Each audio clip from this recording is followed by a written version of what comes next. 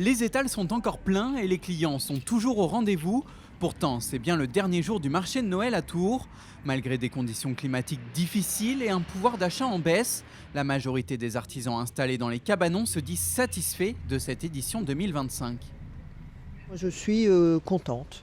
J'ai rempli ma mission, j'ai réussi à atteindre mes objectifs, donc je suis contente. On a eu pas mal de mauvais temps, ça n'a pas aidé, mais plutôt content. À part la semaine, c'est vrai, du lundi au jeudi, c'est un peu mort. Ça va, c'est assez honnête, on va dire standard un petit peu.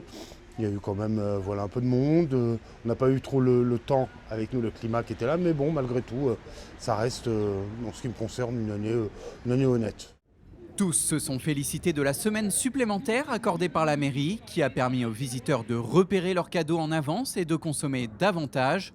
Autre lieu, même satisfaction, le village gourmand a lui aussi rencontré un véritable succès. Voilà, vous avez des petits pics et des serviettes ici si vous voulez. Au début, on sentait que les gens, en effet, regardaient un peu les prix. Bon, arrivé peu de temps après Noël, avant Noël, quand même, les gens se font plaisir. Hein, c'est irrésistible pour tout le monde. Moi, mon produit, il est nouveau, il est de cette année, donc il a fallu qu'il se fasse connaître un petit peu. Au début, c'était un petit peu plus dur et les gens, ça leur a bien plu. Parce que ça change de voir du poisson sur le marché de Noël, justement. Pour moi, c'était une première et je vous dirais qu'il s'est passé très très bien.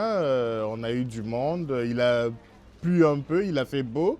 Et quand il faisait beau, c'était au rendez-vous. Tous les soirs, c'était plein et très belle expérience.